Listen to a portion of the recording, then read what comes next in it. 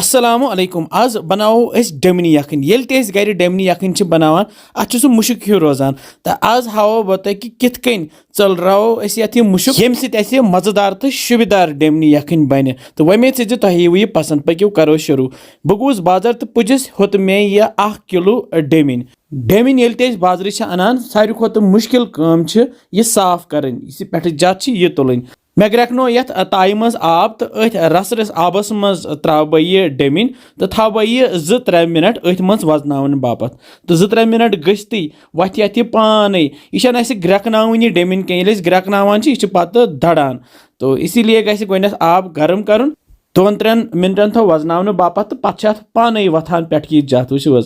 श्राप सत दिमो अस फश पे तो यह मल वथ वन पाने यह गि साफ करती थव बह यथ प्लेटस पे तो यपर नी मे ताई मज बे वन आब तो यथ आबस मज मे त्रोमुत सरक चमच बे त्रावोस नुन चमच सरक सोरे शहलुन यथ डमन चलान येल ते डमन आस रन अत त्रो सरक पियुत बे त्रोवस नुन चमच तो पत थवो अस गैसस पे तो अनो अस वन यथ ग्रेक 2-4 ग्रेक 2-4 लगती अत पे यह मल हिu खसान तो यह आब फ्यानो अस यथ सोरे यह दारित नुन यह आब तो यह छलहोन अस यह डमिन बे गरम आब सही पे छलित छुकित अन बह यपर तख्त रिमाइंडर तो बे मे यह श्राक तो श्राक सती कर बात निक निक पीस तो निक निक पीस थवो अस जमा कर मे बासे कि यम गई वारिया साफ वन मगर अत दिम बह बे आब ग्रेक 1-2 मे त्रो आबस मज बे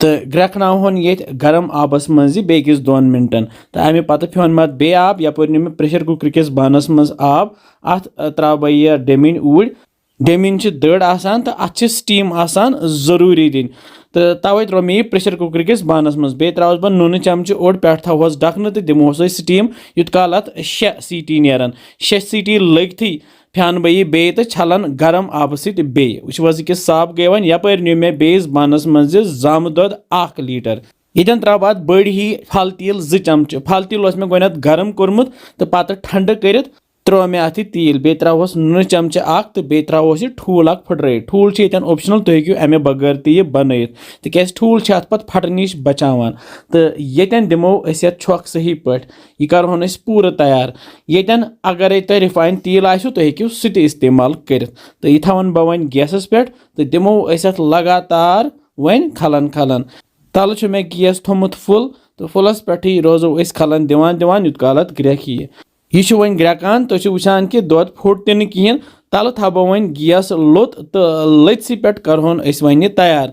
यह वन ग्रेकान तो अमे पत लगो अस अकि यम चीज त्रावन बह त्राव गोडनेथ यह डमिन इस गोडनेथ तैयार थमस कर तो बे त्रावस बह यम रोहन चमच 2 मे न्याय मज दगित थमित तो अमे पत त्रावो अस ये खड़ा मसाल बह त्राव यम सब्ज ٲलہٕ 4 बुड़ ٲl 1 दालचीन पिंद 1 रंग फल तो मर्च फल 1-2 तो बे त्रावस यह होख पुदन 1 चमच लकुट अस त्राव यन दानवल पाउडर चमच 1 तो बदान पाउडर चमच 1 तो बे त्राव बह यन यथ गेव चमच 1 यह साफ गेव तो यह त्रो मे बोड़ हिu 1 चमच तो बे त्राव बह यन यथ खोपर पाउडर 1 चमच खोपर पाउडर यन ऑप्शनल मे खुश गसान तो तवे त्रो मे बे त्रावस यह आब गिलास 1 बोड़ हिu यम 200 to 300 ml हेकू तो यन त्रत पे थवस ढकन तो करहोन अस लथसी पे तैयार लगभग 20 मिनट to 1 घंटे तो 1 घंटे गसित करो अस चेक तो सन यह डमनी यखन तैयार वुच कि जबरदस्त माशाअल्लाह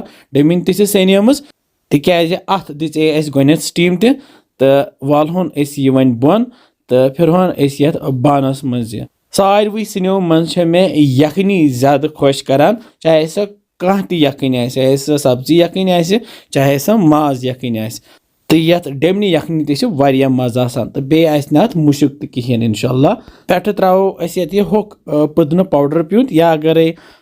सब्ज पुदन पत्र सह हेको ये पे त्रत तो तमें सजे तो वमेद से तुम अजीज डमनी यखन पसंद आमज इंशाल्लाह समको अस बे जल्दी तुम थो पन ख्याल बिहो रबस हवाल अस्सलामु अलैकुम।